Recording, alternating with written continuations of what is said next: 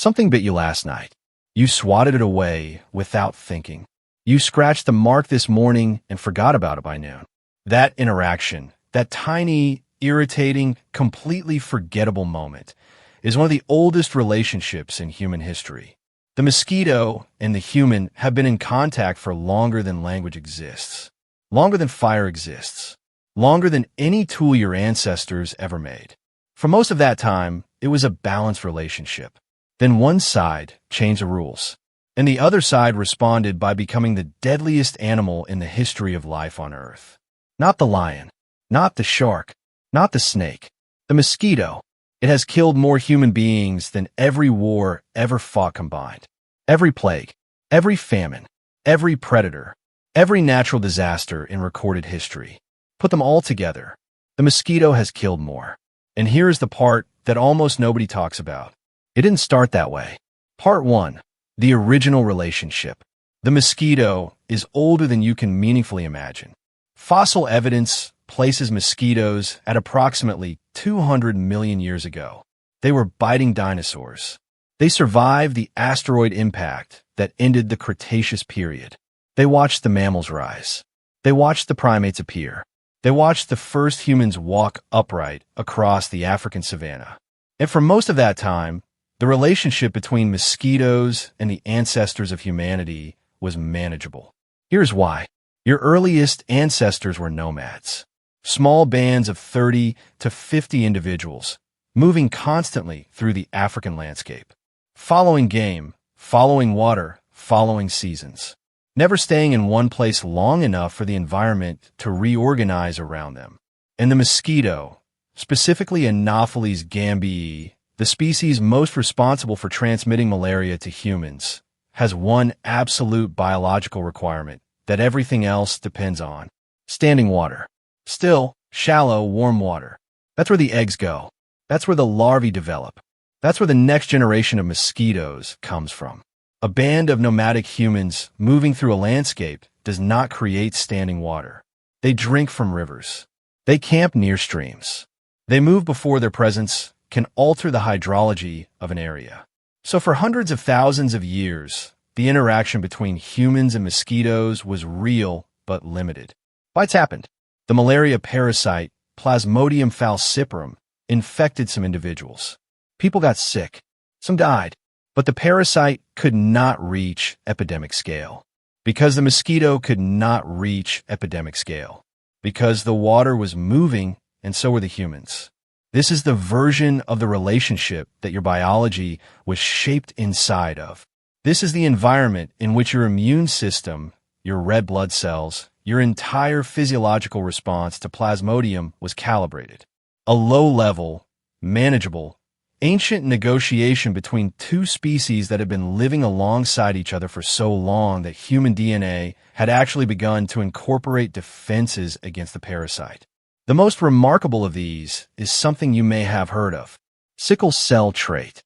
In populations from sub-Saharan Africa, where malaria has been present longest, a genetic mutation in the hemoglobin gene appeared that made red blood cells resistant to Plasmodium infection. Carriers of one copy of this mutation had a significant survival advantage in malaria-endemic regions. The mutation was so beneficial that natural selection drove it to high frequency in African populations. Your ancient ancestors didn't develop medicine to fight malaria. They evolved into something that malaria couldn't kill as easily. That is how long and how serious this relationship was. And then, around 10,000 years ago, humans made a decision that ended the equilibrium forever. If this is making you think differently about something you've never thought about before, you're exactly where VossDrev wants you. Subscribe and stay. We go this deep every single week. Part 2. The decision that changed everything.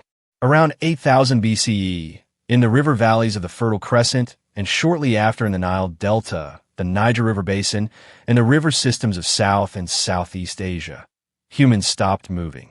They cleared forest. They broke ground. They planted crops in deliberate rows. And in doing so, they did something that no human population had ever done before at scale.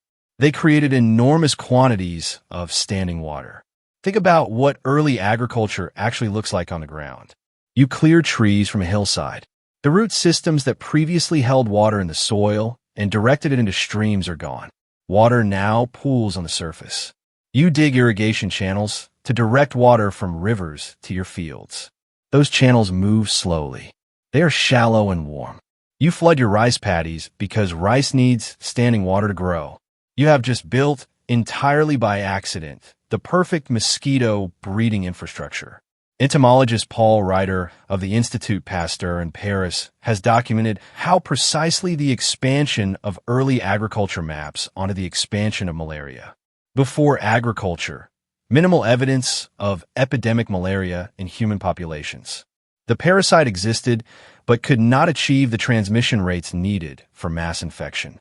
After agriculture, the mosquito population in settled farming regions exploded. Anopheles gambiae, which had previously been a relatively minor presence in the broader mosquito ecosystem, now had unlimited breeding habitat directly adjacent to unlimited human hosts. The result was not gradual. It was a transition that happened within generations. Malaria went from a background presence in human life to the dominant cause of death across entire regions of Africa, Asia, and eventually the Mediterranean within a few thousand years of widespread agricultural adoption. The mosquito didn't change. The mosquito didn't evolve a new strategy. It simply did what it had always done: find standing water, breed, feed on available warm-blooded animals in an environment that humans had redesigned completely accidentally to maximize every one of those requirements. We built a world the mosquito was built for, and we have never fully recovered. Part 3. The scope of what happened next. Let's put some numbers on this, because the abstract needs to become concrete. Evolutionary biologist Yo Wilson estimated that malaria, across all of human history, has killed approximately 50 billion people. 50 billion. The entire current population of Earth is 8 billion. Malaria alone has killed more than 6 times the number of people currently alive. In ancient Rome, malaria was so endemic in the Italian peninsula that it became a primary driver of population distribution. The Roman Campagna, the agricultural land surrounding Rome, was considered nearly uninhabitable during summer months due to what Romans called malaria. Bad air. They didn't know about mosquitoes. They just knew that the swampy lowlands killed people. The Emperor Augustus likely died of malaria. Alexander the Great's death in Babylon at 32 is now believed by many historians to have involved a severe malaria episode. Genghis Khan's military campaigns were repeatedly slowed and redirected by malaria in the populations his armies encountered. The construction of the Panama Canal, the most ambitious engineering project of the early 20th century, was first attempted by the French in the 1880s. They failed, not because of the engineering, because malaria and yellow fever, both transmitted by mosquitoes, killed an estimated 20,000 workers before the project was abandoned. When the Americans resumed construction in 1904, the first thing they did, before a single shovel broke ground, was hire William Gorgas to systematically eliminate standing water across the entire construction zone. They oiled every pool. They screened every window. They invented modern mosquito control. It took 4 years of anti-mosquito work before they felt confident enough to begin moving Earth in earnest. The Panama Canal was built around the mosquito. Part 4. The war modern humans almost won. In 1939, a Swiss chemist named Paul Hermann Muller discovered that a compound called DDT was extraordinarily effective at killing insects. Within a decade, it was being deployed globally. In 1955, the World Health Organization launched the Global Malaria Eradication Program, the most ambitious public health campaign in history. DDT was sprayed inside homes across Africa, Asia, and Latin America. Mosquito populations crashed. Malaria rates dropped dramatically. In Sri Lanka, malaria cases fell from 2.8 million in 1946 to just 17 in 1963. 17. It looked like humanity was finally going to win. Then the mosquito did what the mosquito always does. It adapted.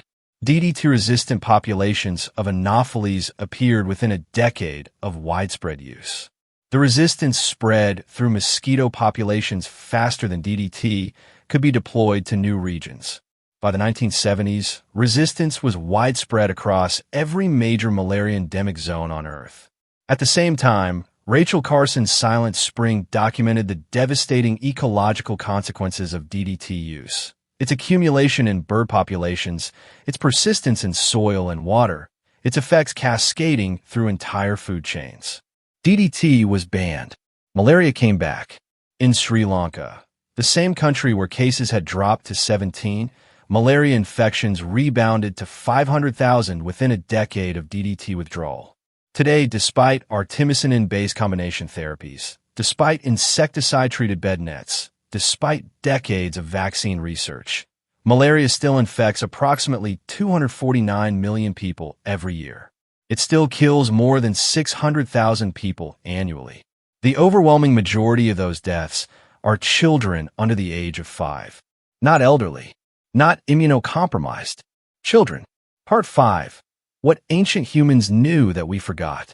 Here is the thing that gets buried under all the history and all the numbers. Your ancient ancestors, the nomads, the hunter-gatherers, the people who lived before agriculture, had a lower malaria burden than most of the people alive on Earth today. Not because they were stronger, not because they were smarter, not because they had medicine, because they moved. The single most effective anti-malaria intervention in all of human history wasn't DDT. It wasn't artemisinin. It wasn't a bed net. It was not staying in one place long enough for the standing water to fill with larvae. The moment we stopped moving, we lost the only protection that had worked for 200,000 years. And we replaced it with agriculture, with irrigation, with flooded rice paddies and slow irrigation channels and the enormous stagnant water systems that every complex civilization requires to feed itself. We traded one kind of survival for another kind of vulnerability. And the mosquito, which had been kept at arm's length for 200,000 years of nomadic life, moved in permanently. It has been there ever since. Right now, somewhere in the world, a child is dying of a disease your ancient ancestor was better protected against than you might expect. Not because medicine has failed, because 10,000 years ago, humanity made a choice that created the conditions for a 200-million-year-old insect to become the single deadliest force in human history. And every flooded field, every irrigation ditch, every stagnant pool in every city on Earth is still paying that bill. The mosquito didn't change the rules. We built a world where its rules won, and we've been trying to undo that ever since. That's the kind of thing VossDrev exists to tell you. The history that explains the present. The science behind what you've always taken for granted. The story underneath the story. Subscribe to VossDrev. Hit the bell. Share this with someone who needs to think differently today. We'll see you in the next one.